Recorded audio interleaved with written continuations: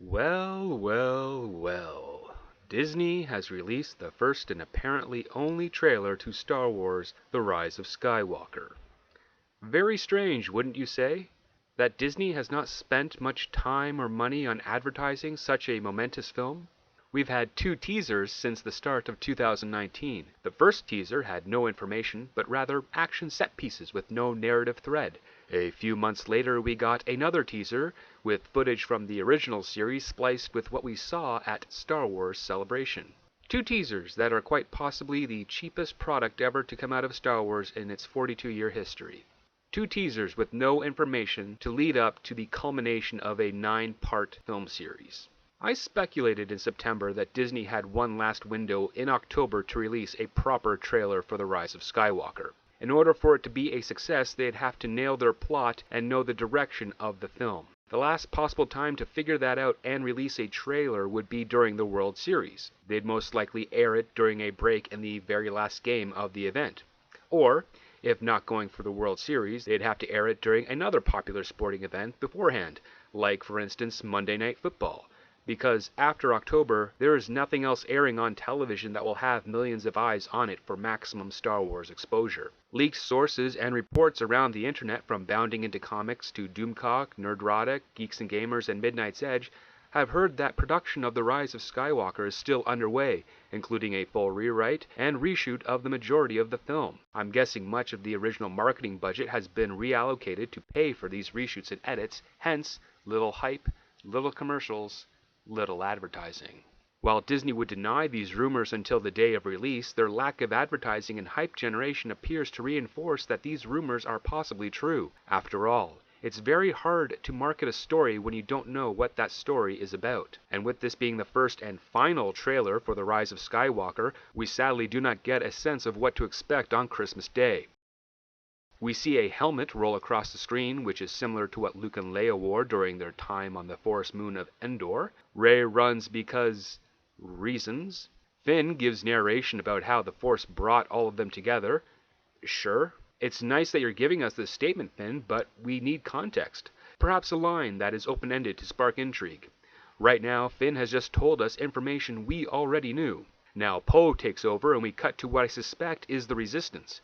But weren't there only around a dozen of them left at the end of The Last Jedi? Are these cloned Resistance fighters? If they aren't, and they were part of the Resistance the entire time, why didn't they respond to Leia's distress call in The Last Jedi?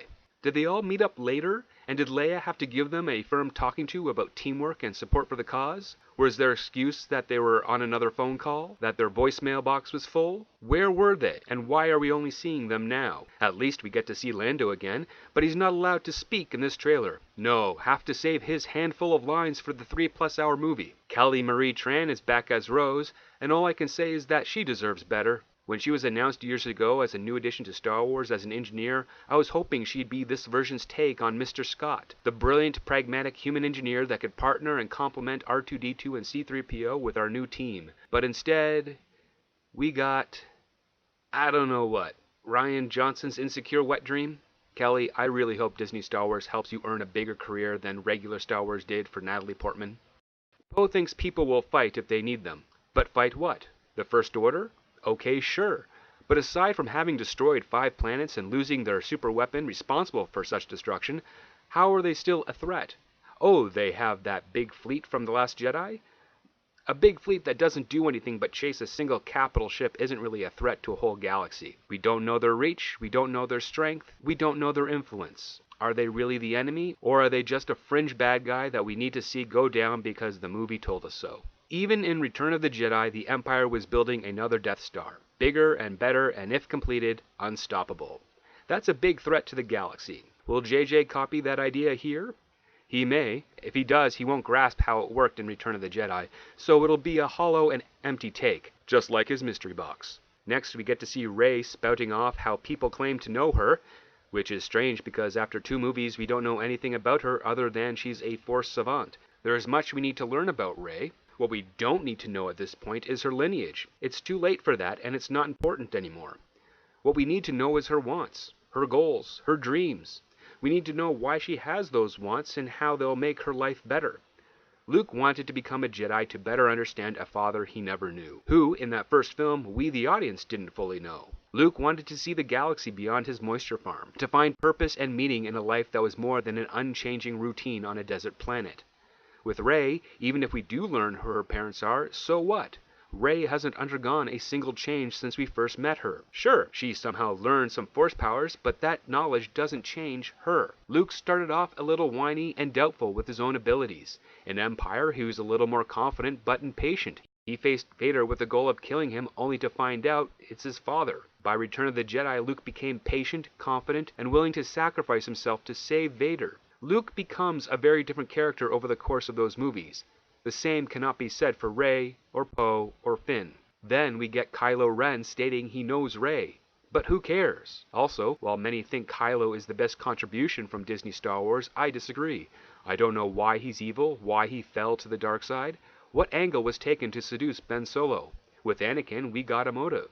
He wanted to prevent Padme from dying and would do anything to stop that from happening. It wasn't executed well, but it was understandable. What did Ben Solo want? Oh, Luke raised a lightsaber to him and now Ben is evil? But didn't Luke raise that lightsaber to Ben because Luke sensed evil? Luke would never raise a lightsaber to Ben unless it was a lesson in swordsmanship. He wouldn't attack Ben while he's asleep. If anything, if Luke really felt darkness in Ben, he would console Ben, embrace him, and remind Ben that he doesn't need the darkness to be strong. But we don't get that. Kylo Ren wants power because he wants power. Or is he just upset that with parents as good-looking as Harrison Ford and Carrie Fisher, he ends up looking like one of those Ricky Cristobal teachers who doesn't shower and can't grow facial hair? He's evil and resentful for being dealt a bad hand in the looks department. I guess that's intimidating for a 2019 audience. It's less than a minute into the trailer, and do you know what this movie is about? I don't. With the last 3 films by George Lucas, we knew within the first minute of that trailer what each episode was going to entail. In The Phantom Menace, Anakin is revealed to be the chosen one to bring balance to the Force. Some Jedi find this good, others find it dangerous. That's context. In the Attack of the Clones trailer, we learn the Republic is at risk of being broken apart. That's context. In Revenge of the Sith, Anakin is curious about learning the ways of the dark side of the Force. That's context. What the hell is going on here in The Rise of Skywalker? Well, we're getting some cool shots. We have a floating iceberg in space, a darkside throne where Palpatine narrates how he's waited for a very long time, which is another big writing mistake. Never have a main character or antagonist wait. That's passive. We like characters that are active. No one wants to see someone sit in a chair for 90 minutes waiting. Even in Waiting for Godot, a play about waiting, Vladimir and Estragon are doing something, from figuring out where to meet to entertaining each other until Godot arrives. It's still active. Then JJ repeats his ship rising from water shot from Star Trek for Star Wars, and we're given a very dense shot of spaceships grouped together. I guess it's supposed to be a bigger and better version from that shot in Return of the Jedi.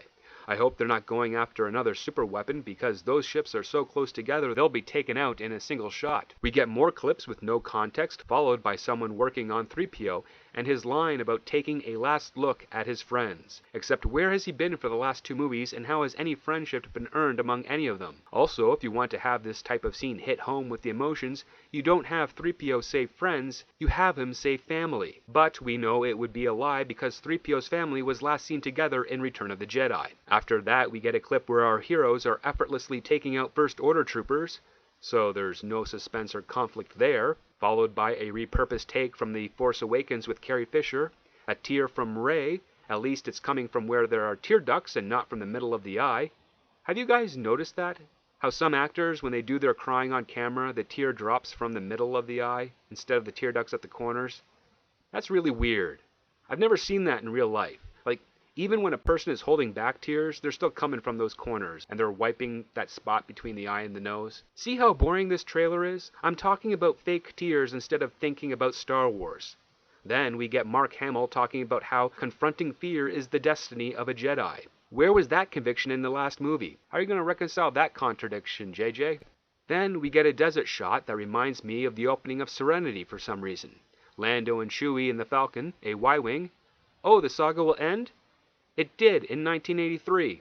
And are these people riding horses? Yeah, writers are supposed to put their characters in impossibly difficult situations, but not impractical or implausible situations. So riding horses on the hull of a starship, I don't... Why? Is this JJ trying to mimic the Ewoks fighting the Empire at the end of Return of the Jedi? If so, he's missed the point of that analogy. It was the Empire invading a forest nation, and here it looks like they just imported horses to an Imperial fleet. Are they planning to destroy these Star Destroyers with horseshoe scratches on the hull? What ingenuity comes from riding horses on the hull of a starship while the rest of the fleet surrounds them? Nope, my mistake, I see it now. This is how they beat the First Order. They're gonna cripple them with body shop work.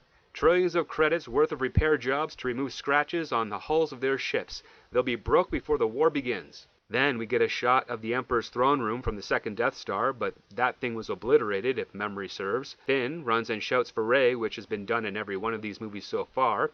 Rey and Kylo destroy some sort of stone effigy of the Emperor in some pristine white city of tomorrow. And we end with Rey standing before the Emperor or someone wearing his cloak. So, what did we learn from this trailer?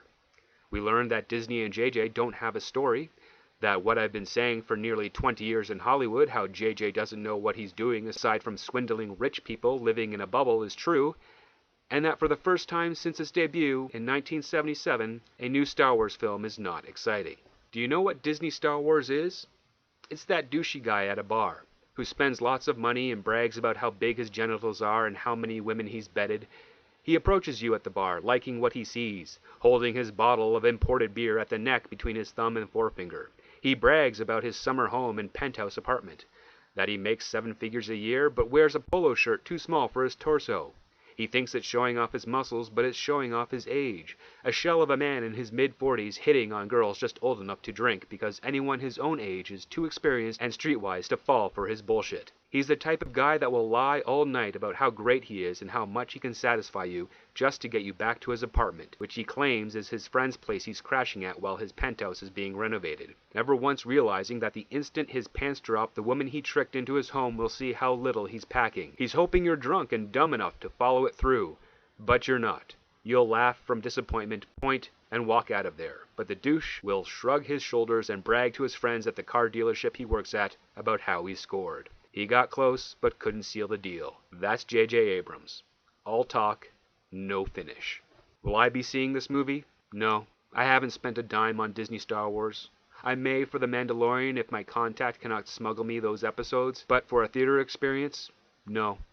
I didn't see The Force Awakens in theaters, I did not see The Last Jedi in theaters, and I will not see The Rise of Skywalker in theaters. There are plenty of better Star Wars fan films on the internet. Disney is just a douchebag at a bar that has nothing to offer.